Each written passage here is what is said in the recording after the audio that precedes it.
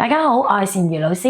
今日咧喺呢度同大家分享一啲教學上面有少少嘅體會啦，咁樣。咁其實喺應該3星期之前啦，咁其實啱啱適逢呢個叫做停戰紀念日啦，咁我就同小朋友就住呢個 topic 裏邊就講戰爭，同埋講到和平嘅重要啦。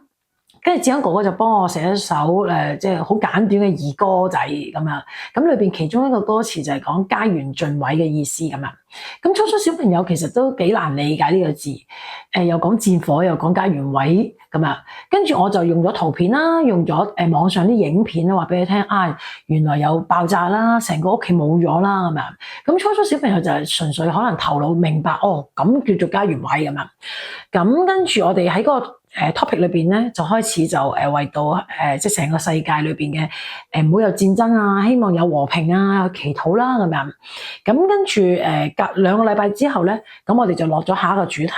咁適逢咁啱個主題嘅時候咧，就大埔雲福苑嘅火災啦。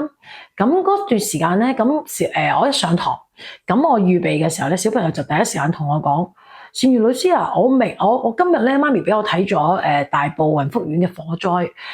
跟住佢哋好多滔滔不絕咁同我講啦，跟住就佢就話明白咩叫家園盡毀嘅意思啦。咁跟住佢哋好震撼啦，佢哋同爸爸媽媽原來喺上堂之前已經睇到呢樣嘢啦。咁跟住就喺課堂裏邊，我哋大家為到除咗珍惜眼前人啦，珍惜我哋身邊嘅人啦，喺有能力嘅時候，我哋去珍惜自己身邊嘅人啦。跟住我哋就去為到嗰啲災民、嗰啲居民、嗰啲嘅消防員，為到周遭受影響嘅人對祈禱，同埋成個香港裏邊唔同嘅人個心情啊祈禱啦。咁嗰個 moment 其實大家係喺嗰件事裏邊係好入㗎，好入心啊！對我啲學生嚟講，咁我同佢哋有好大嘅互動啊！嗰個位裏邊，佢哋主動問我：善如老師，我有屋企人嘅即係香港嘅親戚咧，係受影響嘅。即係雖然生命冇問題，但係佢隻寵物死咗咁樣。你個學生有冇喺當中裏邊有危險啊，或者係有啲傷亡啊？係個學生咁主動問我啦，我就話暫時未有，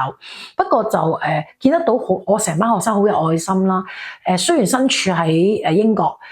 法國，但係佢哋咧就好一齊祈禱，同埋一齊就我哋盡咗力，我哋可以攞啲利是錢去捐款啦，俾啲災民啦，又為到件事祈禱。成件事裏邊，我就覺得佢哋好有愛心。我哋要珍惜我哋身邊嘅家人朋友，喺有得表達同佢哋個愛意關心嘅時候就去表達啦。有好多人講咧，祈禱通常係一啲軟弱嘅人啦，冇咩寄託啦，冇辦法啦，咁就祈禱啦咁樣。但係喺我生命裏邊咧，絕對覺得唔係咁樣。相信一樣嘢就係上帝係可以改變一切嘅嘢。跟住我自己喺個教學上面啦，最尾嘅時候咧，我就同小朋友一齊祈禱嘅時候咧，我就帶住呢個信心，教佢哋點樣去天父祈禱，為有需要嘅人去祈禱啦，為身邊嘅人祈禱啦，為啲災民去祈禱啦。咁佢哋咧就 pass 到呢個信心，就去開口一齊祈禱。咁我盼望咧，你哋都可以去藉住祈禱嘅時候，經歷更多上帝嘅恩典。